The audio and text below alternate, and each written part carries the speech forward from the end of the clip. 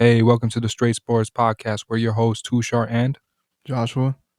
in this podcast, we give our opinions on our favorite sports, which are basketball, soccer, and wrestling. And before Joshua starts, episode 30, man, what a number to hit. Big milestone. Close to number 50. We got to do something special for that episode. But let us know, Josh, the first topic. So topic 1, WWE and AEW awards. First one is, who is your best male wrestler of 2022, and who are your top 5 wrestlers for 2022, male only? Love to do these award stuff. So, last time we had Fernando for this. So for me, best male wrestler, let's start off with number 1. I got Roman Reigns. I think if you look at 2022, he's had an incredible run. He became the undisputed champion at WrestleMania. He's been holding 2 titles. He's been a champion for like over 800 days. He's faced Brock Lesnar twice. That SummerSlam match was really good. Goldberg, Drew McIntyre, Riddle, Logan Paul. His mic skills are getting better and better. I think he's had the best kind of year for any wrestler. When I kind of evaluate this, I'm just looking at the whole year based on missed time and all that. So I'm factoring all of that into it. And number 2, I got Jon Moxley. I think he's been the best for AEW this year. Obviously, you could argue MJF, but MJF missed a few months. So that's why I put Moxley at 2. I think he's won the AEW championship twice in the same year. He had incredible matches. I mean, he's faced CM Punk. You can name so many other stars that he faced, but man, the year that he had was incredible. I think he's really been carrying AEW for this time frame. And there was a time when everything was kind of going crazy in AEW with the CM Punk stuff and the Young Bucks and Kenny Omega. So there was a lot of chaos going in AEW, and I feel like he held the fort down for the time being. And you also had MJF, who wasn't there at that time. And he had great matches all year, so I think he's a clear-cut number 2.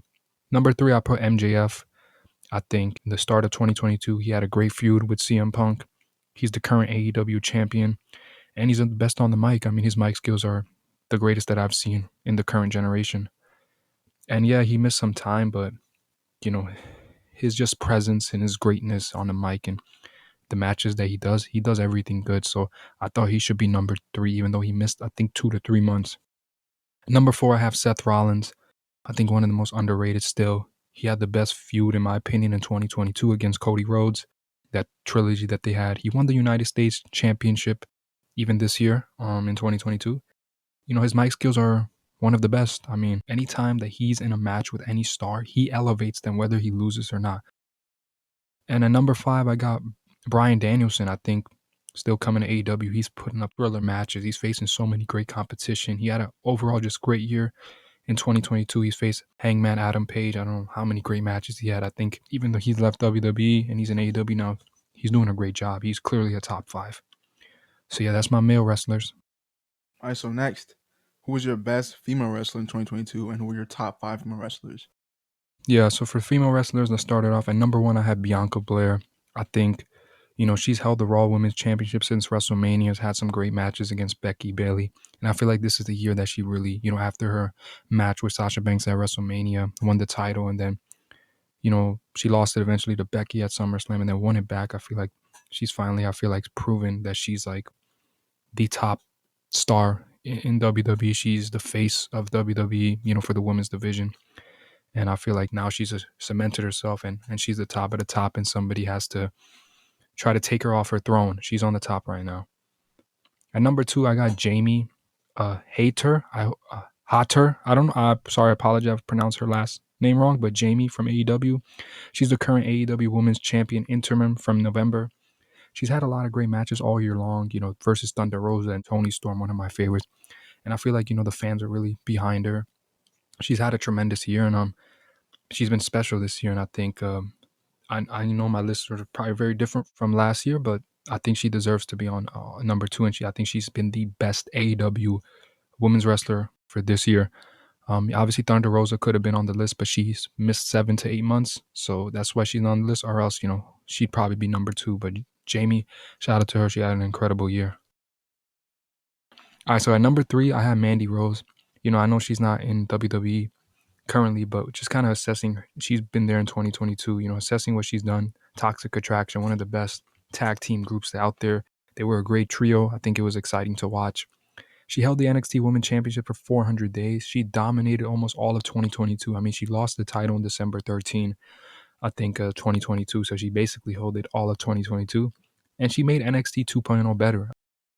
Wouldn't you want to say Carrie or not because there was other great stars, but really was the pillar of NXT that year, and I think she had an incredible year. And number 4, Dr. Britt Baker. I mean, was the AEW Women's Championship in 2022 for like 2 months. Then she lost to Thunder Rosa. Still had a lot of awesome matches. She faced Thunder Rosa. So yeah, I mean, she has to be number 4. And number 5, I have Becky Lynch. Um, she's held the Raw Women's Championship till WrestleMania. She had good matches with Bianca at WrestleMania and SummerSlam. And then she returned as the man and had a good match at War Games. She had a great year, even though she missed a little bit of time. Maybe that's why she's a little lower on the list, but I mean, she's clearly top 5 talent. She's special talent for WWE, and I'm happy to see her back as a babyface again because babyface over heel for her is better. But yeah, that's what I got for a top 5. Might be some controversy. I know Danny might not agree with some of this, but we'll see what happens. Shout out, Danny. Facts. How about them Giants, though, Danny? So next, the best tag teams of 2022, female only. For me, female, I mean, it's very difficult, I think, but I chose Toxic Attraction, which Mandy Rose and the crew that they had. I think they were the best. I mean, they were dominant. They were holding all the gold. So I went with that one. It was a tough decision, though, but I went with that one. So next, who is your best tag team of 2022 for the male side? Okay, so the best tag team for 2022 males, I think, for me, it's the Usos. I think it's no question about it. The Usos have been the most dominant tag team right now. I mean, still holding the title the whole 2022. Had incredible matches. The one against the Street Profits, very underrated. I think that was an awesome match. I mean, so many people they faced. I mean, you could go on the list and list of Drew McIntyre, Sheamus. I mean, how many?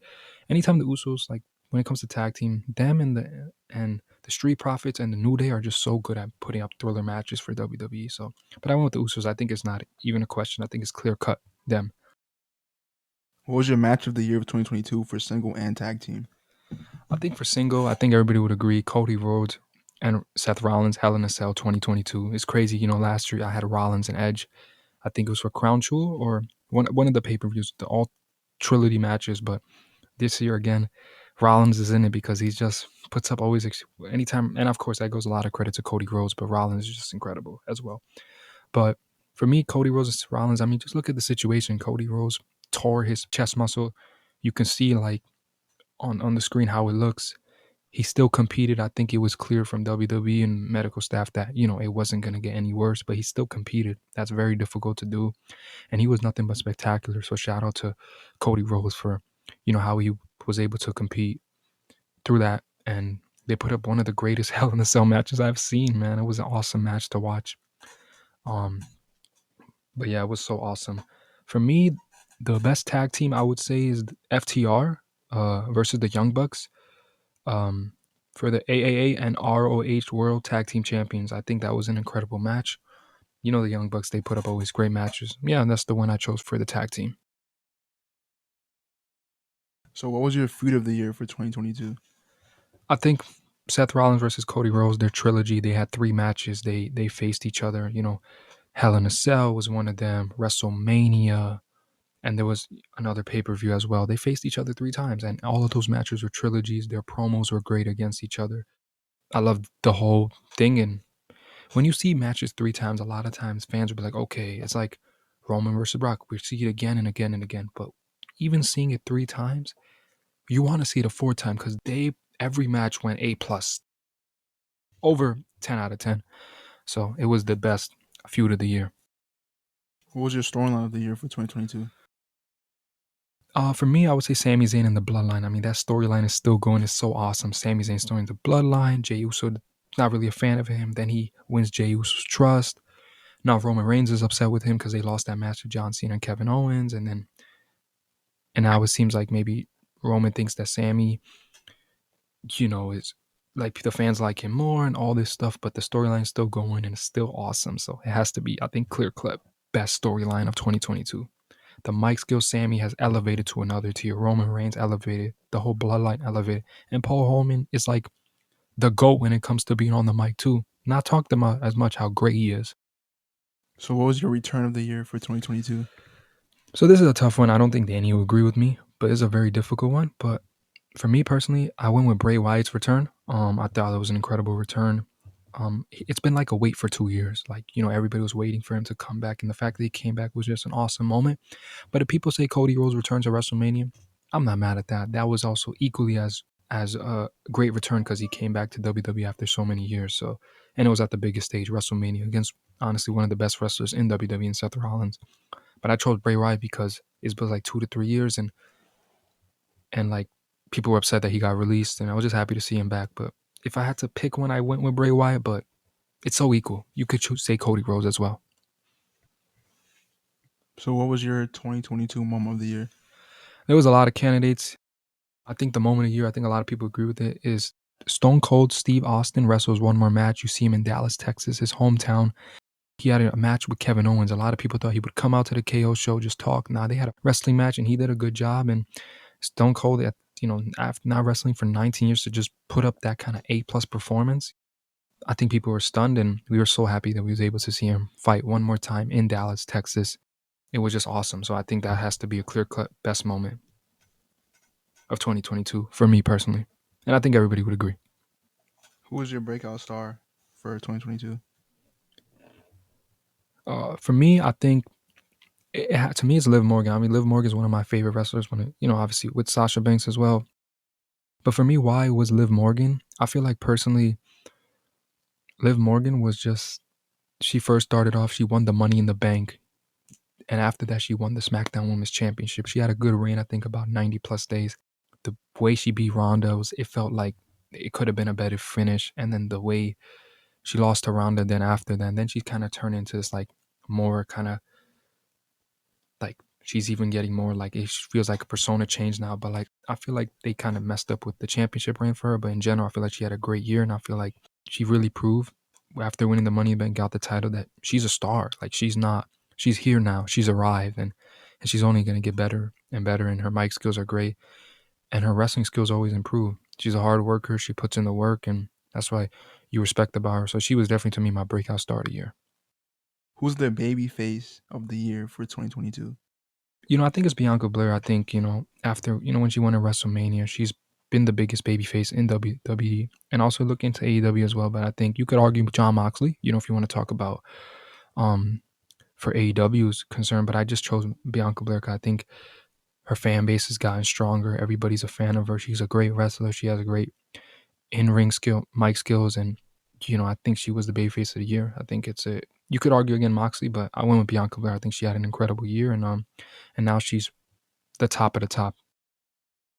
So, who was your best heel of 2022? I think this one will never change. It has to be MJF. I know you could say Roman Reigns because he's the most dominant 2022, and I thought he was the best wrestler of 2022 for the males, but it has to be MJF. It's not even close. I mean, he's like I said, he's on the mic. He'll come into arena. He'll flame any arena he's in. He's the greatest when it comes to the mic in the current generation. I just think it's easy to say it's him.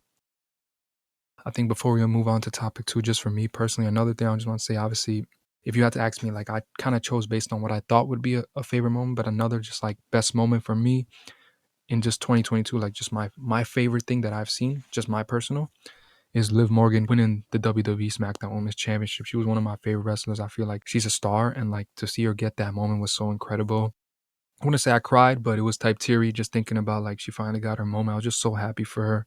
She's one of my favorite wrestlers, and I just hope she continued to succeed. So that was just one of my personal favorite moments when she during the Money in the Bank, she held that title and she won the Money in the Bank too. It was an incredible moment, but that was just wanted to say that. But let's move on to topic two.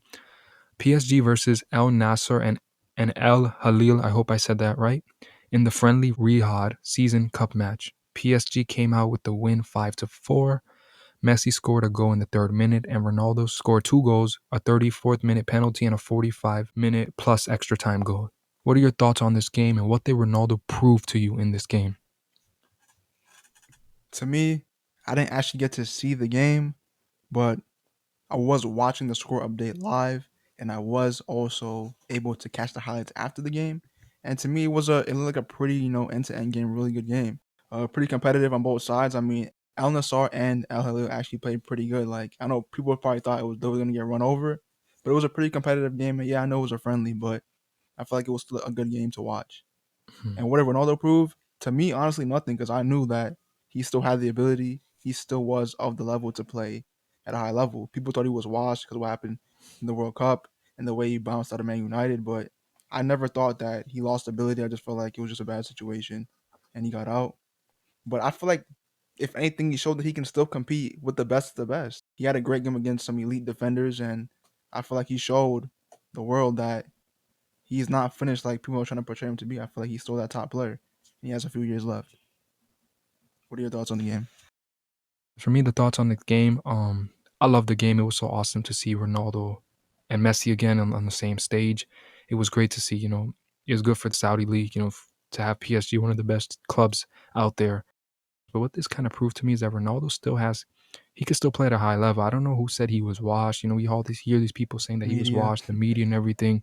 He was never washed to begin with. Yes, Man United, he didn't really get a chance to play that much. So I wish if you give him more of an opportunity to play, you could tell whether maybe he's lost a step, but people would say. And then again, in the World Cup, it was a lot of crazy stuff. I feel like everything that happened in Man United and everything kind of affected the World Cup journey where now the coach at the time, they been together for a long time. So it's kind of sad to see he got benched.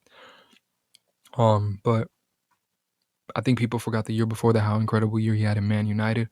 But like I said, he just proved that he's one of the greatest of all time. He could still play at a high level at the age of 38. And I think it's just been just too much hate for him this whole year. And I'm just so happy for him that even though he's in a new league, he's getting respect there. Everybody in Saudi Arabia loves him. He's getting the respect that he deserves. And it's happy to see that, he doesn't have to worry about all this like Ronaldo this, Ronaldo that, just all this negative attention that he never deserved. Is there things he could have handled better? Yes, I agree that the Man United, I feel like he should have handled that better. I don't think he should go public. That's just how I feel about it. But he's not wrong for wanting to leave. There was a lot of things that he didn't expect. And he's an honest man. He'll tell you straight up.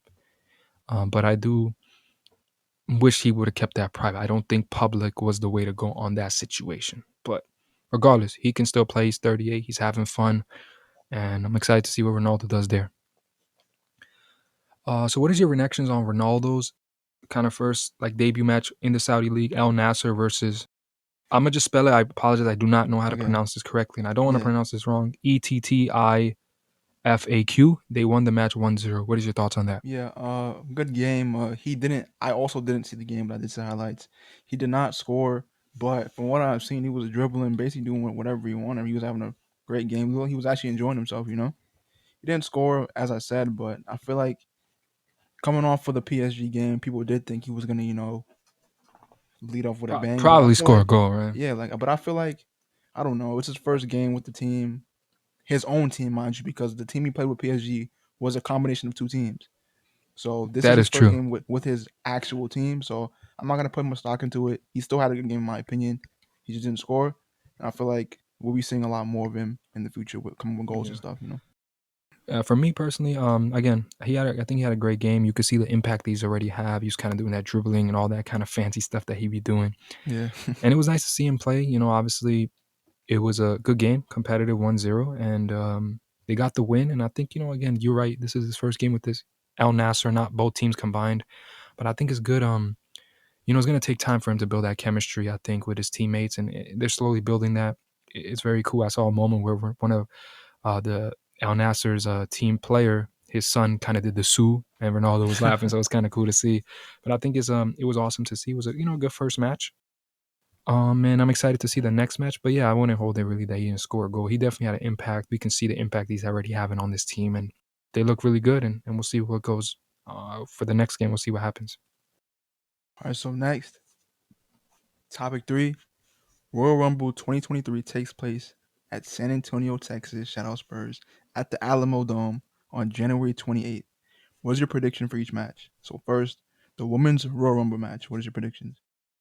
Okay, so for the women's Royal Rumble match, I think I have Liv Morgan winning. I don't think there's like an undisputed, like there's going to be this winner for sure. It's clear cut. But I do think the reason I'm going with Liv Morgan, I think this is WWE's best opportunity to kind of do this because she's already coming off a very good 2022 year. She's won the Money in the Bank, won the SmackDown Women's Championship. I don't really like the way they handled her reign. I think it could have been a lot better. I think that's really management. That's not really her because she was incredible.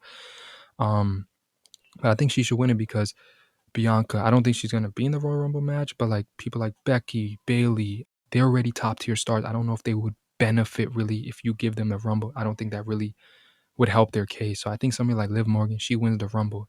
To me, she's kind of getting up there as a star to get her to that superstardom level. Wins the Royal Rumble, main events WrestleMania, maybe faces Bianca or maybe Charlotte Flair, has a match and wins at WrestleMania. This is the perfect time for WWE to do it. It's kind of written there. I think WWE should make her win the Royal Rumble. That's more of a personal preference is why I want her to win. I think she's one of my favorite stars. But I do think to me, it makes the most sense she can win. So I think she will win. That's just what I think will happen. We'll see what happens. All right, so next, what are your predictions for the men's Royal Rumble match? I'm gonna go with Cody Rhodes. I feel like we know now he's returning. It's so awesome that he's gonna be back. They announced it.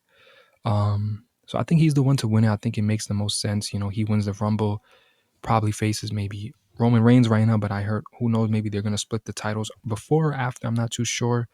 But yeah, I think he should win it. I think it's clear cut that he should win the Rumble. He's already came back and he's been the top guy once he came back, had all those great matches. I would love to see him versus Reigns. I'm not sure if Reigns versus Rock is happening. There's a lot of reports on it, but I think Cody Rhodes will win the men's Royal Rumble match. All right, so what are your predictions for the WWE Universal Championship with Roman Reigns versus Kevin Owens? Everybody knows Roman Reigns is going to win. And like I said, we know with his reign that he's going to win. He's kind of the top guy. I don't see him losing. At least he's going to be going to WrestleMania as a champion because there's some rumors that maybe The Rock will return, which would be a very interesting match. I think it's still going to be a good match. Kevin Owens, this kind of feud is really good, but I think Roman Reigns is going to win. The only way I can stand to see Kevin Owens actually winning is if Sami Zayn kind of turns on the blow when everything's going on. He's either one to turn on them before they turn on him, and he allows Kevin Owens, but I don't see that happening no matter what. I think Roman Reigns will win. Okay, so what do you think about the Pitch Black match with Bray Wyatt versus LA Knight?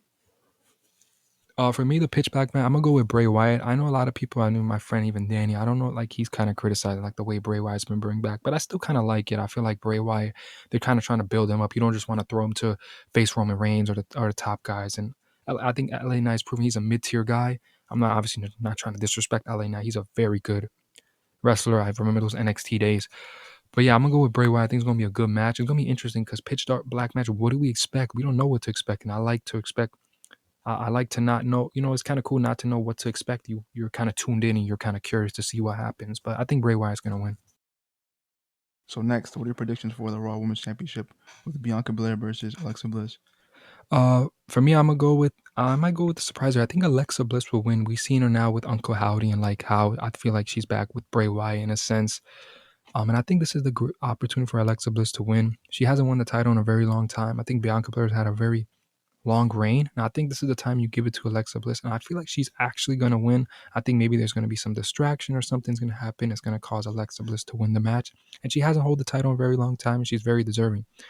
But we'll see what happens. I just think Alexa Bliss will probably win. And it'll be the end of the reign of Bianca Belair. But of course, we know she's the top person. And it'd be nice to see Alexa Bliss get a win. But I'm not too sure. This is going to be a good match. It's kind of hard to predict. I'm favoring Alexa Bliss to win. All right, so moving on to topic 4. The All-Star game will be in Utah on Sunday, February 19th, 2023. We will give our predictions on the All-Star starters and reserves for both the East and the Western Conference. So let's start off with the All-Star starters for the West, Josh. Who you got? Okay, so for my first pick, for the West, the guard spot, I have Luka Doncic, generational talent, running for MVP this season. This is 100%. a no-brainer. I feel like he should be on everyone's list. If not, then I don't know what to say. Next, my next guard, I have Steph Curry, another lock. I think. I mean, I feel like yeah, sure they're not doing the best this season, but it's the Warriors, so I feel like this one around. And him individually, he's playing pretty well. Yeah. So yeah. Next, Jokic. I mean, in my book, I think he should be the MVP this season. Having another legendary season, playing amazing, leading his team. They're the best record in the West. Yeah. Next, King James, LeBron James, King All-Star James. starter I like James. how you said He's that. on my list. In my book, he should be on everyone's list, and I think he will be.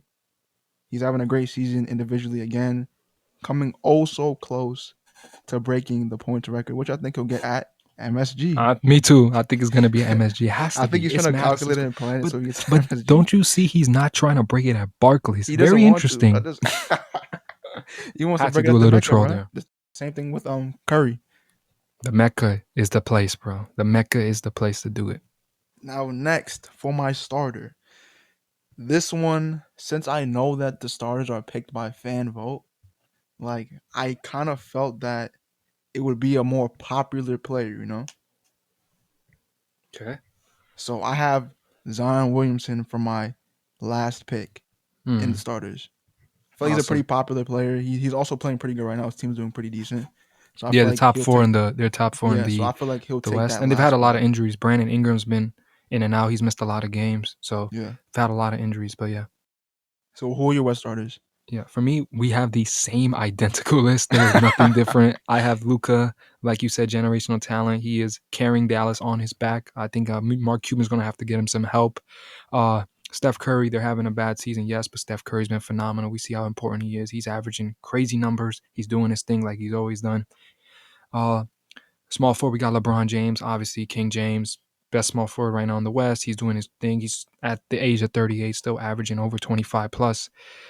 Power forward Zion Williamson. I also agree with you. I think look at his numbers; they're crazy, over 25 plus. Team is in top four. I know 80's like in the votes of probably making it. I don't disagree that 80 could be a starter, but Zion just played a little more games, so I just went with Zion. And also they are top four in the West, so I kind of went with that reason. And at the center, there's really no dispute on this. Nikola Jokic, also agree with you. I think he's the MVP right now of the league. Mm-hmm. His team has the number one record. I think they caught some people by surprise and thinking Jamal Murray will come back. He might take some time. It might affect themselves in the standing. But right now they're the top of the team, and they're making me cry every time I see them play the Clippers. We need to beat our demons, man. But Denver, man, is on fire. They're the best team, and it's exciting to watch. And Joker should be starting. So let's move on to our All-Star reserves for the West. And we have only, remember, Josh, only I think you know, but just to confirm, it's only 7 players. So that's it. Yeah. So for me, my first reserve, I mean, some people might have him as a starter. I think this guy's a great talent, a young player. He can only get better. John Morant, Mm-hmm. leading his team to great things. I think in a few years, they can really, test some teams. I don't feel like they're there yet. They're a young team. They have to build some experience. Next, I have Shea Gilgeous-Alexander. I Mm-hmm. mean, young star playing for OKC. I mean, this season he's playing amazing.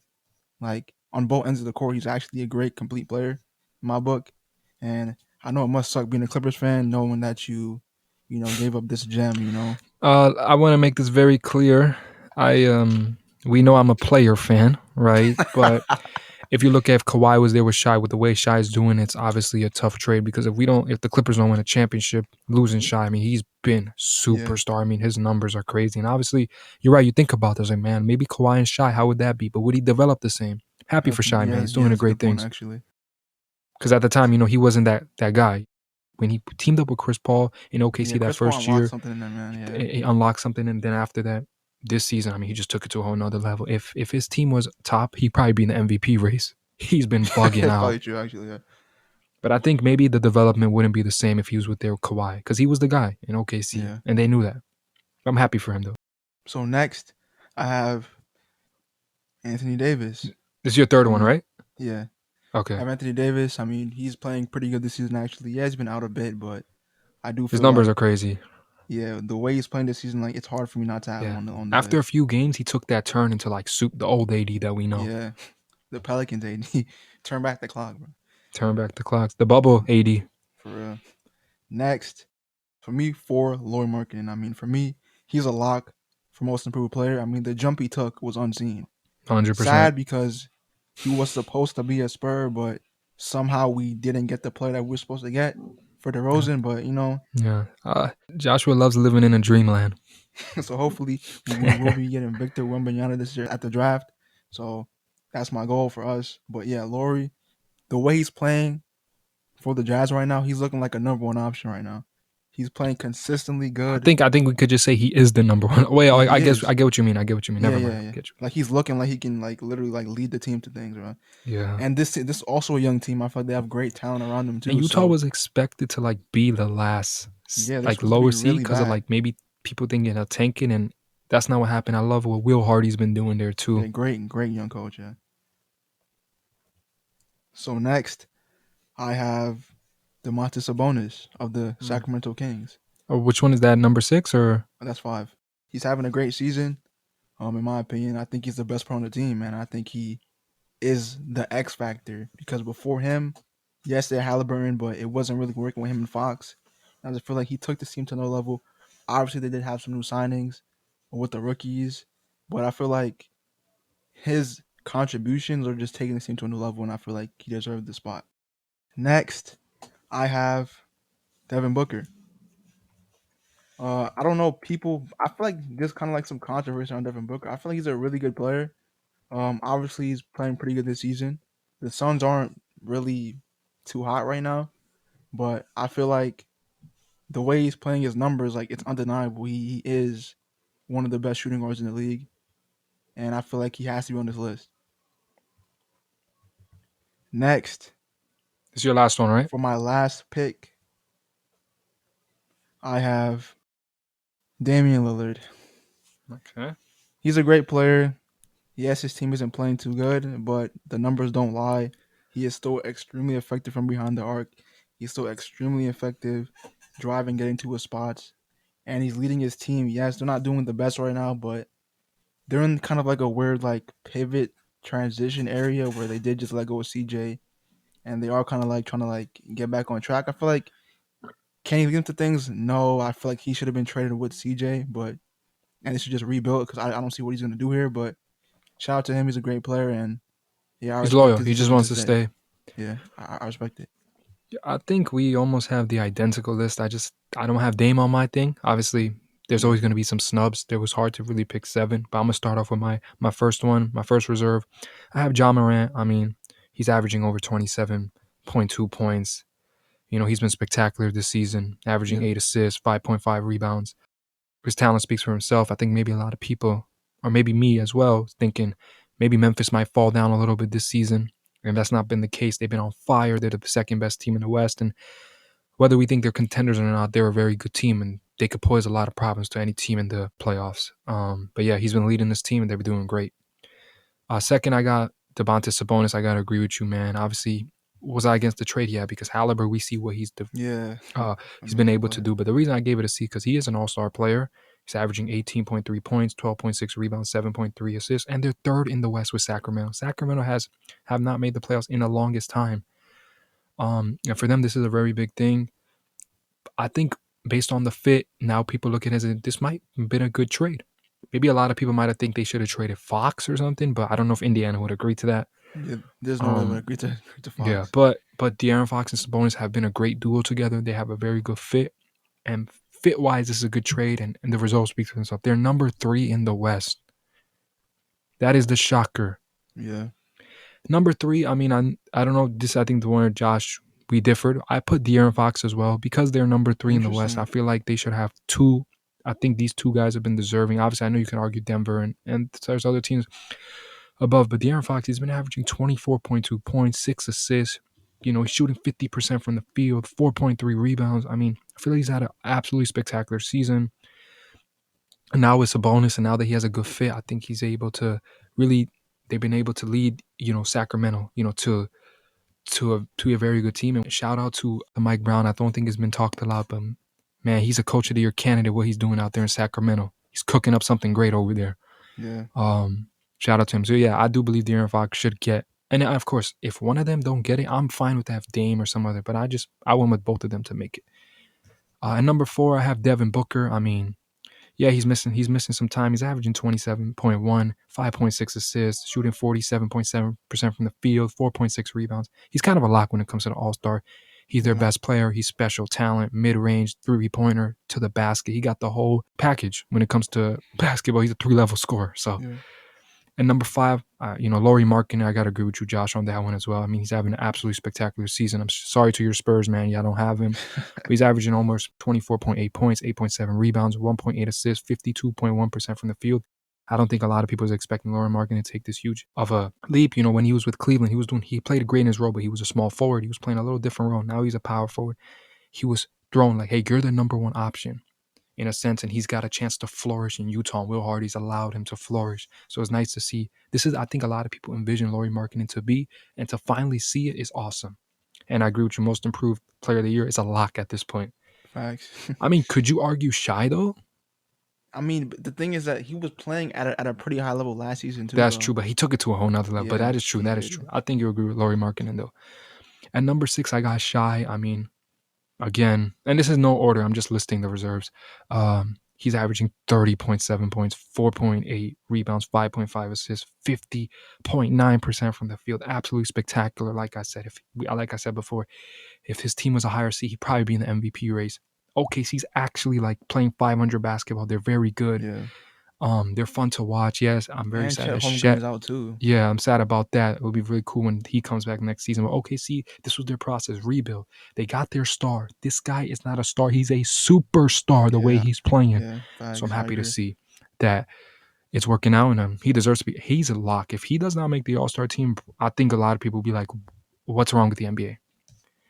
And Yeah. number 7, I got Anthony Davis. I mean, yeah, he's missed a lot of games, but averaging 27.4 points, 12.1 rebounds, 2.6 assists, 59.4% from the field.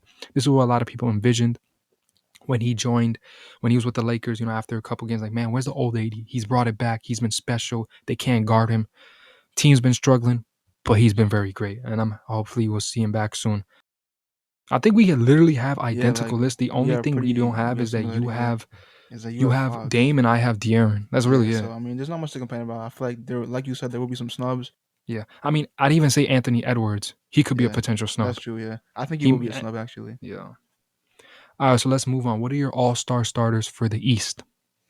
Okay. For the East, my starters are Kyrie. He's the first guard. I mean, he's playing really good this season. Uh, and even as of late, with the absence of KD, he's still playing really good at a high level, leading the team. So he was taking that first spot for me. And the second guard spot, I was kind of in debate here, but I ended up giving it to Donovan Mitchell. He's having Don't a think great it's a season. debate there, but go ahead. Yeah, he's having a great season. Uh, doing it's like he leveled up with the Cavs.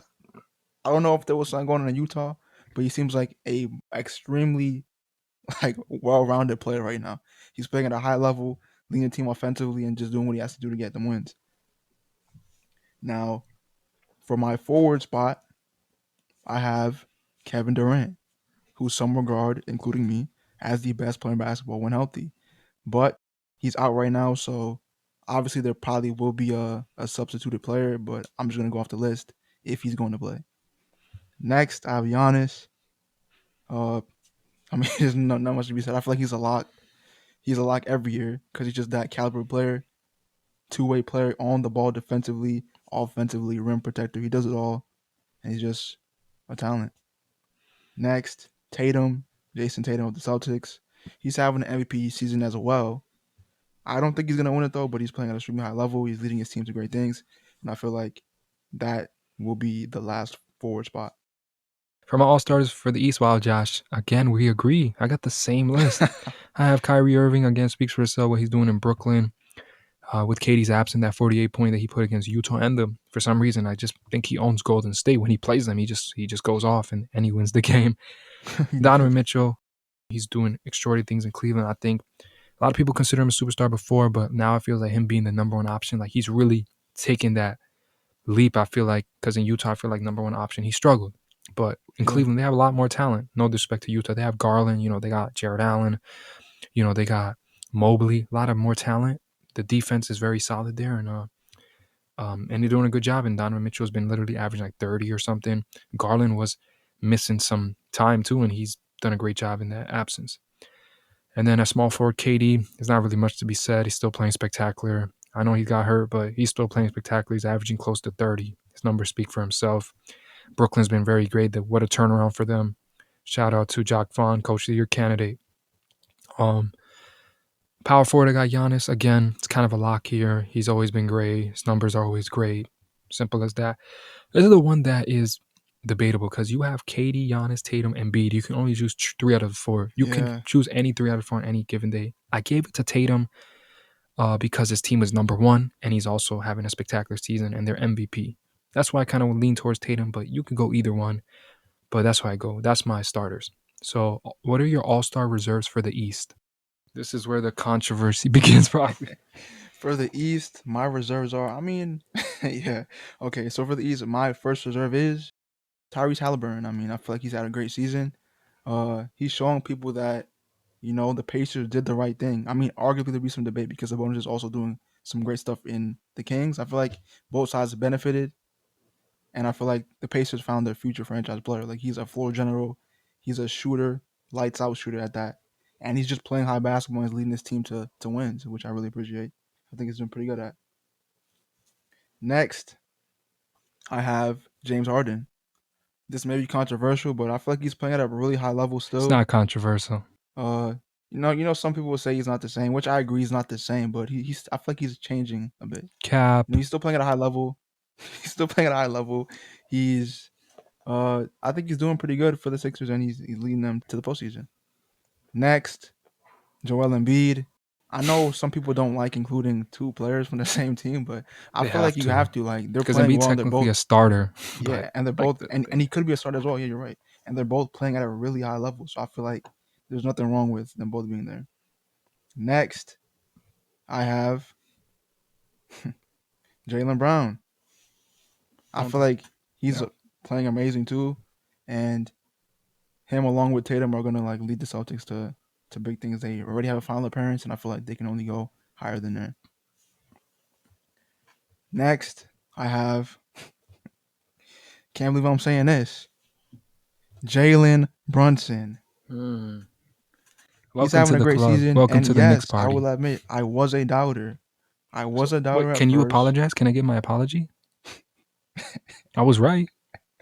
I was a doubter. Yes, you were right, and I do apologize for doubting Jalen Brunson, man. He's a talent. He's showing me I was wrong, proving me wrong, and he's literally playing extremely well consistently for the New York Knicks, which is one of the hardest franchises to play for. Their fans are ruthless, as we know. But I The feel like he's tough, doing this tough well. fan base. And yeah, next I have Pascal Siakam Mm. having a Mm-hmm. great season. I mean, there's not much to say about that. He's playing amazing. He's going a bit under the radar because he's playing for the Raptors, but I feel like he deserves a spot. For my last pick, I have Julius Randle. I mean, him along with Jalen Brunson, they're leading the Knicks to great things. And yes, I know they have some moments where they're not the best, but I feel like them two together, they really bring out the best in each other. Randall's having a great year. So was Brunson. I feel like they mesh well. And I mean, we can just see for the future what it holds, but I feel like he's deserving of a spot along with his teammate Brunson. They're both playing extremely well in the Mecca in New York. And yeah, I mean, that's my list. What's your list? This is ridiculous. I think we have the exact. I thought we were gonna have controversy. We got the exact same list in the East. I can't believe this. But I'm gonna start with mine. Obviously, number one. I got obviously in this no order of just naming the reserves. Yeah, Number one, I got Jalen Brown. Speaks for himself. Celtics are the best record in the East. He's playing great basketball. Kind of speaks for itself. Number two, Joel Embiid. Again, best center in the East. Leading his team. Philly's looking really solid. James, Maxey, Embiid. It's kind of all coming along with Doc running the bus as well. They're doing a great job. So I think Joel Embiid again is kind of locked. You don't really have to explain it. And number three, James Harden. I mean, he's one of the best passers in the league. Still plays at a high level. Still got that step back. Everything. He could score 30 in a night, but obviously he's a playmaker first. I feel like, and obviously he just wants to win, but he's having a phenomenal season. You got to have both of them in. yeah, Um, at number four, Julius Randle.